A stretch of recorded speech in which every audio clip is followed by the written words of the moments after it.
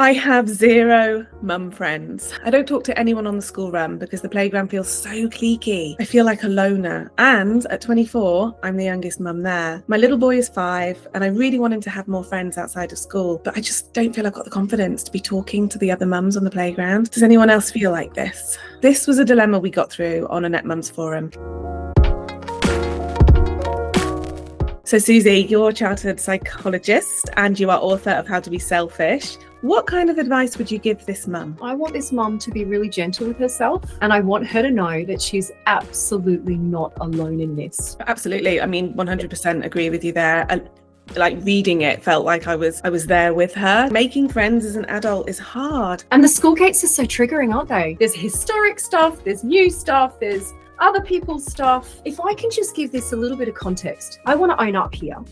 I think as a mum, I would have been really confusing at the school gates because there would be some days where I hadn't seen another human being through the whole day, where I've had my head stuck in a manuscript, where I've been pecking at a keyboard, writing a book, right? When I got to the school gates on those days, I was like a puppy waiting for someone to talk to me. Oh, who can I talk to, right? The next day, I may have done corporate talk. I might have been interviewed by a journalist. I might have done 3 or 4 Zoom coaching, counselling, mentoring sessions. I am peopled out. Yeah. And when I get to the school gate, I'd be like, don't talk to me. Don't come near me. I need to decompress so that I've got energy to pick up my kid. Like, how confusing would I have been to my friends, right? Absolutely. Yeah. It's a true thing. A social battery depletes, right? And I feel like it depletes a lot faster for mums because you're constantly on. So the message there is, don't interpret someone else's behavior as anything to do with you. It's their stuff. Let them have their stuff. Whether they want to talk to you or not is no reflection on your worth as a human being, your likability as a human being. It might be that they're peopled out, or it might be that, they've got stuff on their mind. They might be sharing the same thoughts where they're feeling like, I'm on my own here. And do you know what? It's absolutely agree. Like, they're probably all thinking the same thing. I do find mums specifically trying to make mum friends, it's really hard because you don't know where they are in their life. There's a lot of mums at my school gate, for instance, that have 3 children. So they already have their group of friends that they made in the first year. So they might not be looking for other mum friends. And it's hard to gauge that, right?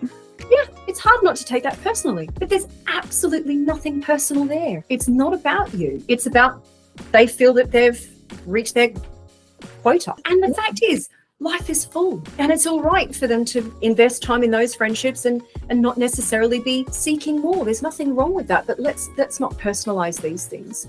But for that mum that's feeling really lonely, one of the things that I did was I volunteered to be the class rep. The teacher would give me information that I needed to share with the parents, and that sort of, because I had to pass on information, it just created a little bit more cohesion, and I started getting to know people. So sometimes if you can volunteer for something that feels comfortable, that's not too onerous, that can be a suggestion.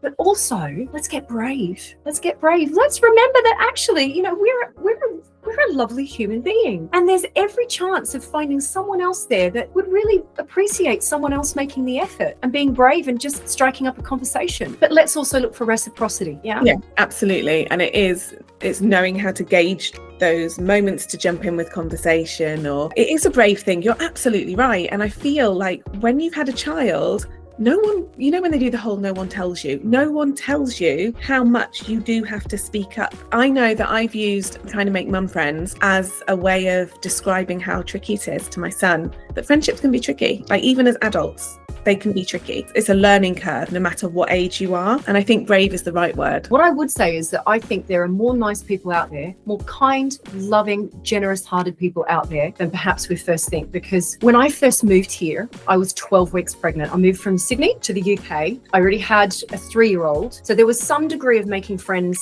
through nursery, through her peers. But I set the intention to, I'm in a new place. I've got to put down roots. And I would greet parents in the playground. I even remember I saw 2 people walking towards me on the pavement, and they had kids that looked like a fairly similar age to my new baby. I stopped them. I said, do you know what? I'm new in town. I just wanted to introduce myself. And I'm still in touch with one of them. Be brave. I love that story. That's amazing. Because you don't want to do it. Like, it's really putting yourself out there. It's a vulnerable feeling to be like, hi, can I be? Hi.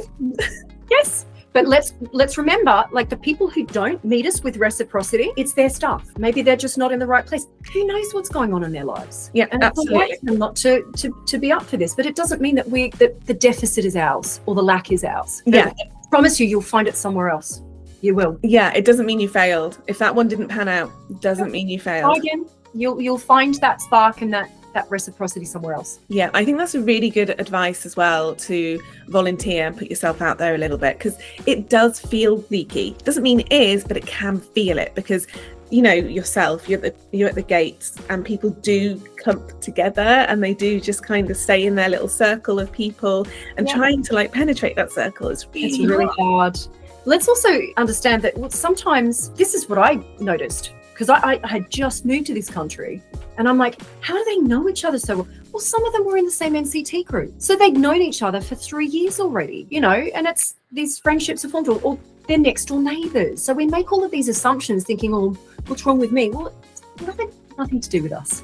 So let's come back to that. Alternative explanations. I love it. Absolutely. It is nothing to do with us. Absolutely. That's really strong advice, to be fair. I actually just saw as well recently on Instagram, a mum had shared like a bit of advice if you've got a child in nursery or first year of primary school. She's like, now is your time. You've only got a few weeks to do this. In the Christmas card that your child wants to mark, make or write in, write your name and your number and ask, like, my kid would love a play date with yours. And that's your first like contact. I love that. That is such a great idea. Isn't that so cool? Because it's being brave, but it's not so brave that you're face to face. Love that. Yeah, honestly, I love social media for that. It's so helpful. That mum will find more of a sense of solidarity. I find there's a lot of love and understanding in these squares, honestly. And actually, a lot of my friendships have grown from people that I've met on Instagram. So, you know, sometimes belonging comes from lots of different places. It doesn't actually always have to be the in-person stuff. You know, listening to a podcast that connects you with people who share similar beliefs. You know, this is it. We just want to feel part of something bigger than ourselves. That's exactly it. Just that need to fit in. And again, it's not dissimilar from your children trying to fit in the playground, trying to find who their people are. Like I say, a grown woman, a mum in my 40s, still trying to find your people each time my child starts a new activity or he forces me to be sociable somewhere else. It's like, okay, I can do this. I can make new friends. We can do hard things. It's literally our family mantra. We can do hard things. And there's the evidence, because you've done this and you've been here. Yeah, 100%.